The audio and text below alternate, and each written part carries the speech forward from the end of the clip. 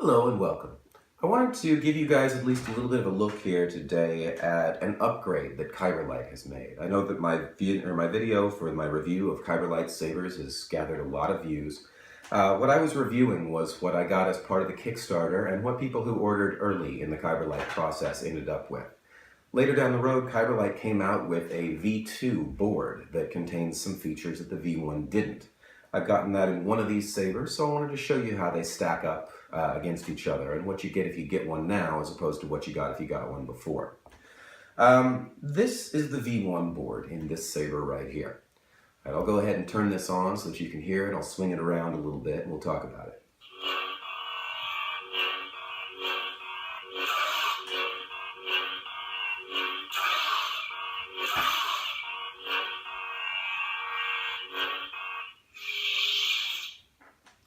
Alright, now I didn't show you the color switch. I'll show you that on the one that has the blade. But you could tell from the sound, it kind of sounds like an electric razor. There's a hum sound to it. There is all of one clash sound and one swing sound. And when the clash sound or the swing sound activates, the idle hum sound goes away almost completely. So you get that sort of stop in the sound. You also noticed that when I swung it over my head like this, there was no clash involved in that. But the board registered a clash and released the flash on clash and the clash sound when it did that.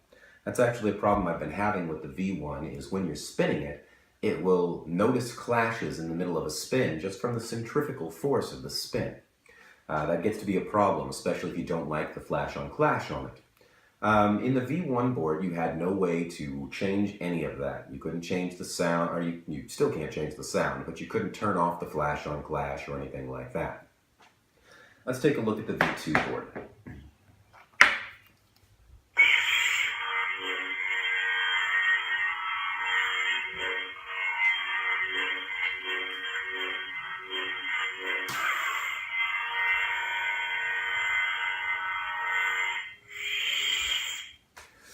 Alright, so there was the V2 board, and you can tell that there's a little bit of a difference between the sound. You still have one clash and one swing.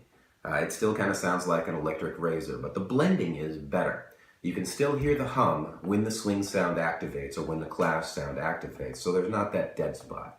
You also realize that when I swung it, it didn't trigger a flash on clash just through a swing.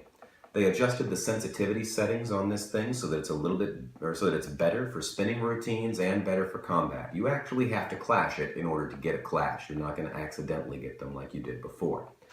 One other thing about the V2 board.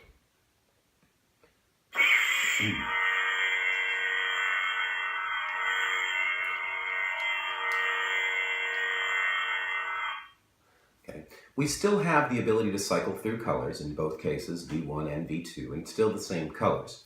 However, with the V2 board, a quick press of the power button that's not long enough to tell the saber it's time to shut down ends up giving you a mute feature. Now the mute also turns off the flash on clash.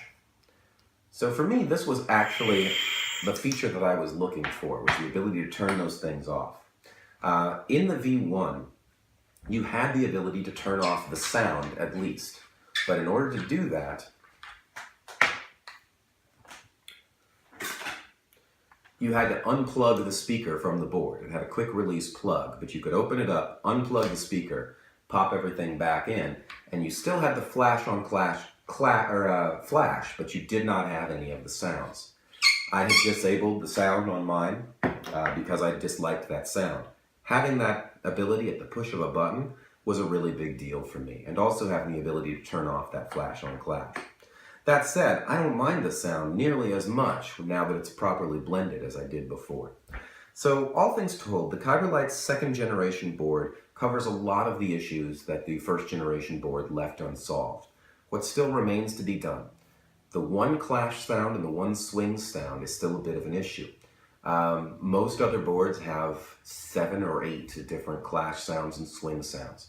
Now, Kyberlight was trying to streamline things, so I can understand how they sort of took that shortcut. But I would think that a future generation board, what I'd like to see in a V3, would be the ability to at least have those other sounds so that there's some variety, even if you can't program them. What I'd also like to be able to see in a V3 The flash on clash is the same that it's been always, which means that in the flash on clash, let me go ahead and do it. I'll turn it to something where you can see it. There's red.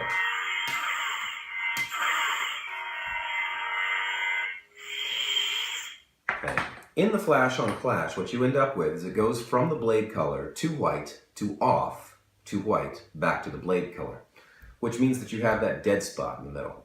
While that doesn't bother me all that much, and it actually kind of feels like a short in a laser blade or something like that, it bothered a lot of people, and I can kind of understand that. If they could fit in between those two white flashes, a flash back to the standard blade color, or even just streamline it down to one white flash as opposed to the two white flashes, just anything to remove that dead spot, I think would be a nice feature to see in a board 3. Otherwise, I'm still pretty happy with the features that they have, especially at the cost or at the price point. If you have a V1 Saber and you want to upgrade it into a V2, everything in here is plug and play. You just pull all the wires out, you pop the new board in, you plug all the wires back in. You don't have to solder anything. So that part at least is nice. They ask a bit much for it. I think it's 60 bucks. They have sales every so often. They had some specials for people who had the V1 board to get a discount off of it, which was nice. But again, if you have the V1 board, the V2 board might be something worth looking into. I found I wasn't using my Kyberlight nearly as much.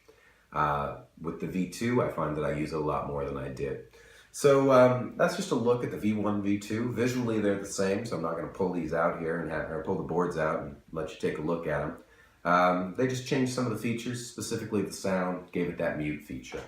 Hopefully this has been of help, and if it has, I'll see you back here for more reviews.